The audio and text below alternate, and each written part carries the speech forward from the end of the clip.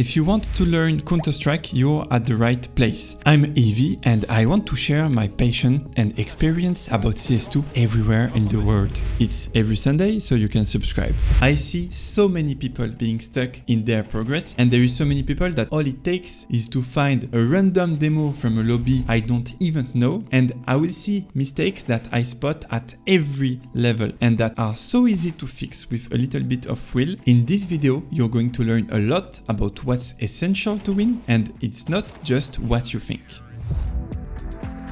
Okay, let's start on the defensive side. The first thing I notice with players is their lack of discipline or knowledge regarding their early round sequences. Look at this player, for example. He's in a spot where he could get rushed at this timing, and he's not at all ready for it. And you know what's even more surprising? It's often not a matter of knowledge. Many of you do have the knowledge. The problem is you are distracted. You want proof?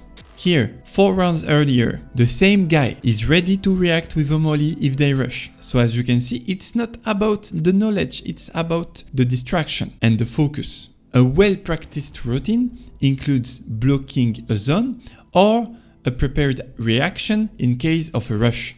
This video is sponsored by Skins Monkey. It's a website where you can trade your skins with a selection of skins as wide as the peak of Xantares. They offer $5 if you trade more than $10 of skins, and $5 again if you trade more than $100 of skins. Everything is automated and secure. You can also buy skins with a good price, and there is a 35% bonus if you use my code. You can see the code on your screen and click the link in the details.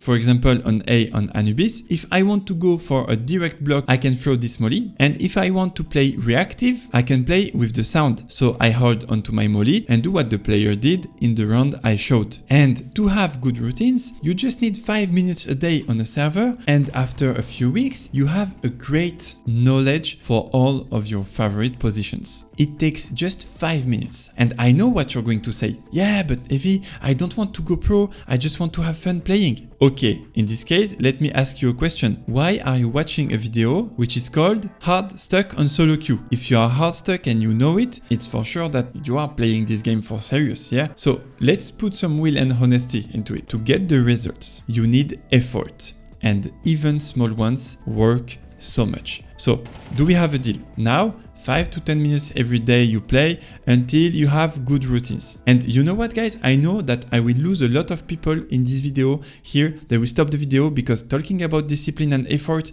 it creates so much friction. And most of you will quit, okay? But honestly, I don't care because I know what works and I want to talk only to the people who are ready to improve. So if you are still listening, congratulations. And let's move on to the next tip before you start to train your early rounds. And talking about early rounds, look, in the same game, another player, we can tell he practiced. Look at this clip. The nade was good, it was smart, even if it's not to block a rush, okay? But then look at this. He knows it's rushing and he has the right reflex to reposition for long range angles. He throws a molly and the molly is very clean. And even better, he waits for contact from his teammates. This is good. Alright, let's move on to a second tip. Please put intention into your intentions. Let me explain. Sometimes you do things without believing in them. It happens to everyone, even me. I talk about it in my free guide, by the way. And here, look, the player Big Baguette. Please don't guess the nationality. He has a feeling. He looks at the smoke and check out and look at his reaction time.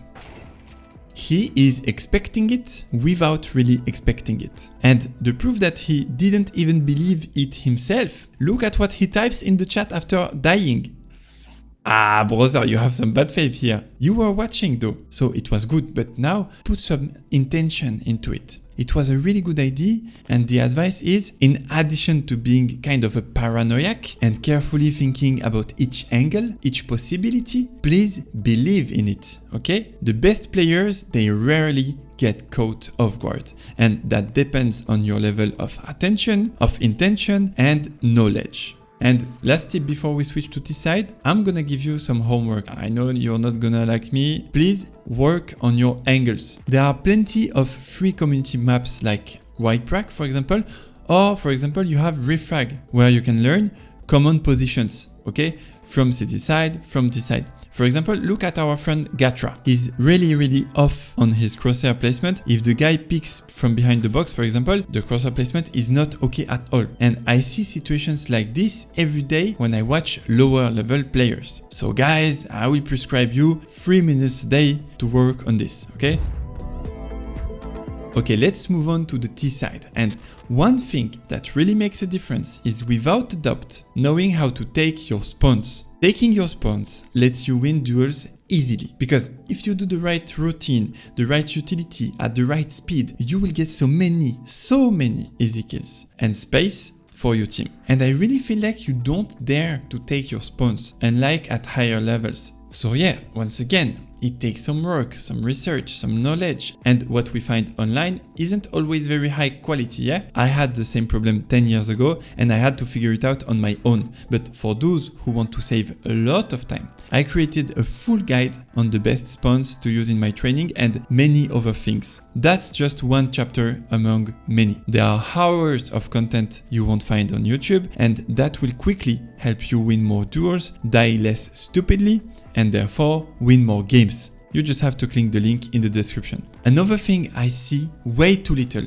at this level is generic utility. What is generic utility? It's the utility you throw early round to kind of blind the enemy, even if you're taking the area or not. For example, mid smoke with Molly on Dust 2, okay? With just this kind of utility, whether or not you are 1 people, 2 people, 5 people on middle, they don't know how many people you are. And this is limiting info and space for the cities, and those two elements, info and space, are directly linked to your win rate. Okay, next subject. Learn how to take space alone and play off of it. Basically, remember this. If you learn how to be effective on the neutral zones on your own, for example, short on Dust 2, mid on Anubis, or cave, here is what happens. First of all, you take space that gives a strategic advantage to your team, because it reduces the amount of information and space the enemy team has. Second thing, you multiply your attack options, since almost all neutral zones, they allow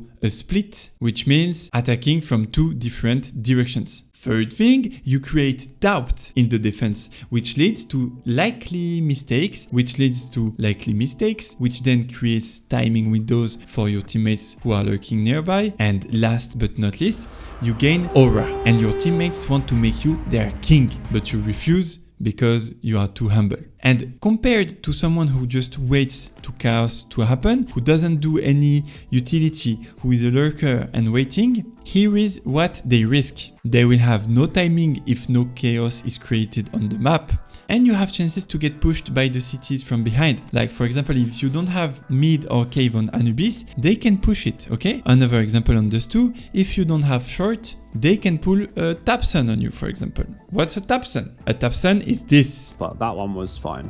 Tapson. Oh, that is. Where are you going? What? Why has he got all 3? Okay guys, so it's very important to go on the neutral zones, okay? But if your team likes to play the neutral zones, they like to take space, they like to create chaos, then you can play that lurker role and use that space and those timings.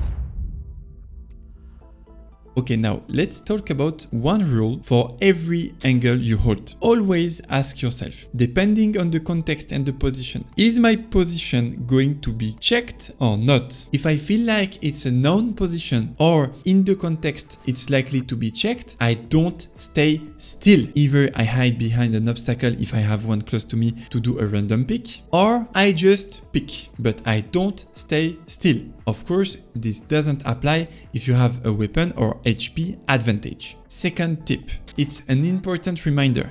Don't expect teamwork in solo queue. Why does that change everything if you stop expecting it? You don't need to be a Buddhist to understand that if you focus your attention on things that frustrate you and that you have no control over, then you are not putting your attention on what is essential. And Counter-Strike is a game where your performance depends on your attention. Learn to place it in the right place. Okay, one more tip. If you are in solo queue, this tip is simple and quick, but I really insist. When in your game you have some nice, resilient, serious guys who don't play like a pair of softs, who have a good level, like around your level, okay? please add them as a friend and suggest them playing duo. And don't change your playstyle when you play duo with them, okay? But just knowing that in your game you have at least one guy you can rely on in terms of seriousness, etc., that has a weight in the balance. Okay, one last tip for you. Don't forget that Donk has a 60% win rate on Face It. He's the best player in the world and he has 60% win rate on Face It. Do you know what it means? It means that the best player in the world right now doesn't even win 2 out of 3 games. So guys, what about you? I know it's frustrating to lose 13, 11 games where you feel like people don't push through, they are not serious, they are toxic. And me too, I got fed up too with this level of attitude and teamwork lastly. Even in my French 5 stacks, it became an abomination. So I created a private club in which I only accept people who prove their commitment and willingness to play serious games and do their best. It's a huge success, and maybe I will create this club for Europe, because right now, as you can see on your screen, it's only for French-speaking players. If you liked this video, guys, I will see you next Sunday. Bye bye.